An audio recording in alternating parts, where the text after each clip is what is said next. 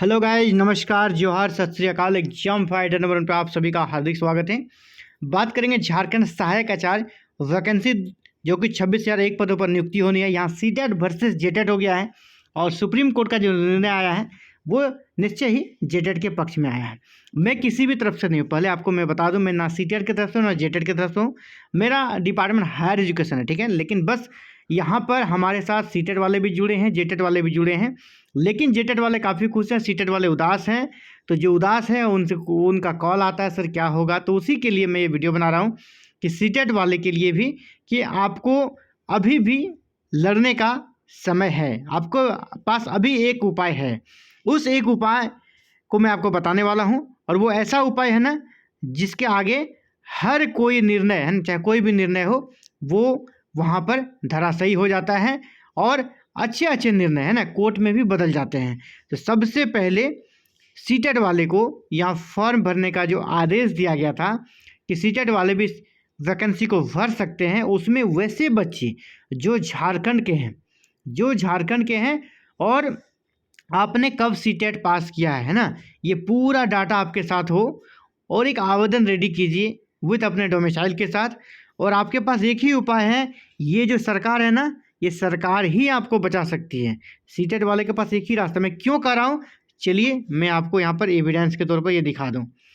सहायक आचार्य परीक्षा रिजल्ट 1 माह में, इसी में आप सरकार का जो पक्ष है उसको आप यहाँ से देखिएगा, लास्ट लाइन, ठीक है। लास्ट जो है सरकार का पक्ष आप जानिए।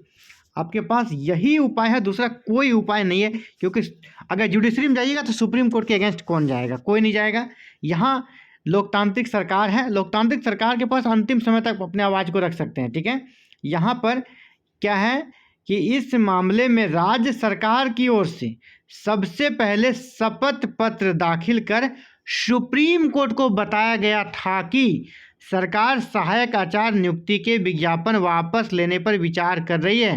हालांकि बाद में, यानी सरकार क्या कर रही है, विज्ञापन वापस लेने पर विचार कर रही है।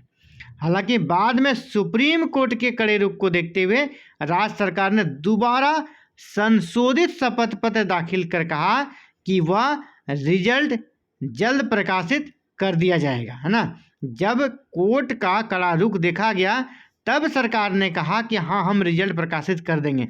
वैसे सरकार का क्या रुख है, विज्ञापन वापस लेने का। तो सरकार को एक अच्छा खासा अगर आप इनपुट उपलब्ध कराते हैं, सर हम लोग भी झारखंड के ही हैं, झारखंड के मूलवासी हैं, हमने सीटेट पास किया, 2016 में आपने लिया था जेटेट, उस समय हमने जेटेट नहीं दिया था, हम भी एलिजिबल नहीं थे। बाद में हमने सीटेट 17 में, किसी ने 18 में, किसी ने 19 में निकाला है, और उसके सीटेट निकाले हुए भी अभी यहाँ पर 7 से 8 साल हो गए। 7 से 8 साल पहले सीटेट निकाला हुआ है, और वो बच्चा कहाँ का है, झारखंड का है।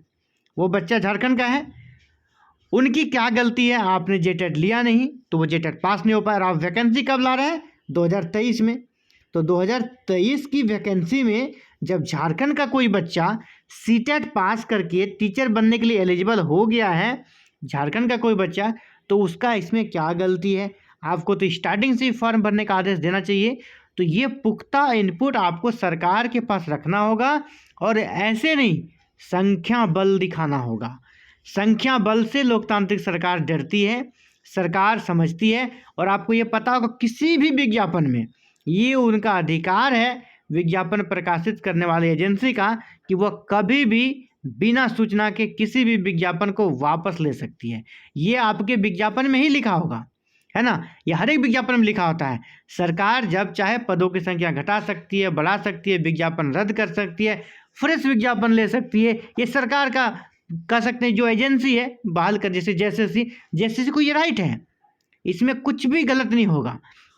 अगर आप लोग सरकार पे प्रेशर बना पाते हैं, सरकार तक अपनी बातों को अच्छी तरह से रख पाते हैं कि हम लोग भी झारखंड के हैं, मूलवासी हैं, हम सीटेट पास किए हुए 7 से 8 साल हो गए हैं, हमारी संख्या इतनी है, इतना अगर आप दिखा देते हैं ना, इतना अगर सरकार को अपने पक्ष में ले आते हैं, क्योंकि सरकार आपके पक्ष में है, सरकार विज्ञापन को रद्द करने के प्रयास में है ना। और फ्रेश विज्ञापन सरकार का वो मन है। सरकार जो ये चीज़ बैक फुट पे आई है वो सुप्रीम कोर्ट के कड़े रुख के कारण, सरकार के साथ, सरकार सीटेट वाले के साथ है, क्योंकि सरकार ने सीटेट वाले को फॉर्म भरने का मौका भी दिया। सीटेट वालों के लिए वो विज्ञापन रद्द करने पर भी तैयार नहीं, सरकार आपके साथ है। सरकार झारखंड की है, बच्चे भी झारखंड के हैं। आपको अगर कोई बचा सकता है तो वो झारखंड गवर्नमेंट ऑफ झारखंड। आप अपने शिक्षा मंत्री से, माननीय मुख्यमंत्री से अपनी आवाज़ को रखें। अभी आपके पास 1 महीने का समय है। आप इसे 10 से 15 दिनों में इस तरीके से सोशल मीडिया के मंच हो या है, चाहे फिर आपको जाकर मिलना पड़े, आप इसको इस तरह से प्रचारित कर दें, क्योंकि सीटेट वालों की संख्या बहुत ज़्यादा है। तो आपकी बात को अगर सरकार सुन ली तो सरकार फिर सुप्रीम कोर्ट से भी आपको बचा लेगी, विज्ञापन रद्द करके। सरकार के पास बहुत सारे रास्ते, वो मैं आपको ऑन रिकॉर्ड बता नहीं सकता, बहुत सारे रास्ते हैं।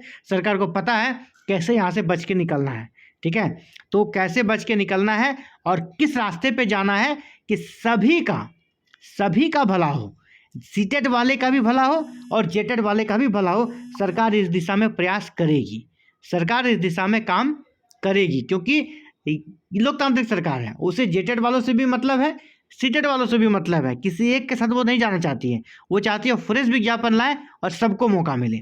और सुप्रीम कोर्ट या कोई भी जुडिशरी इस चीज़ से उसको कोई मतलब नहीं है ना। उनके पास जो केस आया, जिसका ना कानून की आंख में पट्टी बना होता है, वो नहीं देखता सामने वाला कौन, लेकिन सरकारें देखती है, अरे ये सीटेट वाला है, ये जेटेट वाला है, ये भी झारखंड का। आखिर ऐसा निर्णय दे जो सबका भला हो। तो इसीलिए एक ही उपाय है आपके पास, मात्र एक रास्ता है, एकदम बिल्कुल आप ये कान में रखें एकदम बिल्कुल ध्यान से, कि आपके पास झारखंड सरकार के अलावा दूसरा कोई नहीं रास्ता है कि सीटेट वालों को इस वैकेंसी में वापस ला सकता है, तो वो झारखंड गवर्नमेंट। और वो लोकतांत्रिक तरीके से संख्या बल के दम पर आप सरकार को अपनी बातों से कन्विंस कर सकते हैं, और सरकार भी आपकी बातों से कन्विंस हो जाएगी, क्योंकि सरकार की भी हार्दिक इच्छा यही है। जो आप देख पा रहे हैं शपथ पत्र के माध्यम से, वो भी इस विज्ञापन को वापस लेना चाहती थी। तो फ्रेश विज्ञापन अगर आएगा तो फिर से सभी सीटेट जेटेट मिलकर अप्लाई कीजिएगा।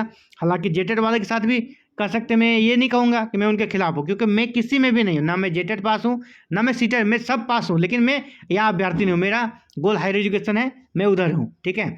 तो झारखंड के होने नाते मैं जेटेट हूँ, सीटेट हूँ, सब कुछ, लेकिन मैंने यहाँ पे ना फॉर्म डाला है, ना मैं यहाँ किसी चीज़ का हूँ, आपका कोई भी अप्लीकेंट नहीं हूँ। तो बस जो एक सही तरीका था वो मैंने बताने का प्रयास किया। बाकी आपकी मर्जी, आप स्वतंत्र हैं, आपको आगे जो अच्छा लगता है वो कीजिए। आप मेरी बातों को माने ना माने वो आपका स्वतंत्र निर्णय हो सकता है। ये मेरा विचार था जो मैंने आपके सामने रखा। आप सभी इस बारे में क्या सोचते हैं, अपने विचार को अपने कमेंट के माध्यम से रखें, ताकि ये पता चल सके आप सब कितने एक्टिव हैं। और ये जो आप अगर यहाँ कमेंट करते हैं, हर जगह आपके कमेंट को देखा जाएगा, सुना जाएगा, तो लोग भी जानेंगे आखिर सीटेट वाले क्या सोच रहे हैं। तो आपके पास, जैसे कि मेरे पॉइंट ऑफ व्यू से, एकमात्र रास्ता है, उस रास्ते पर जाएं, अपने संगठन को मजबूत करें, अपने माननीय विधायक से, शिक्षा मंत्री से step by step CM sir से मिलें और अपने बातों को मजबूती के साथ रखें, तभी आपके पास कुछ गुंजाइश है।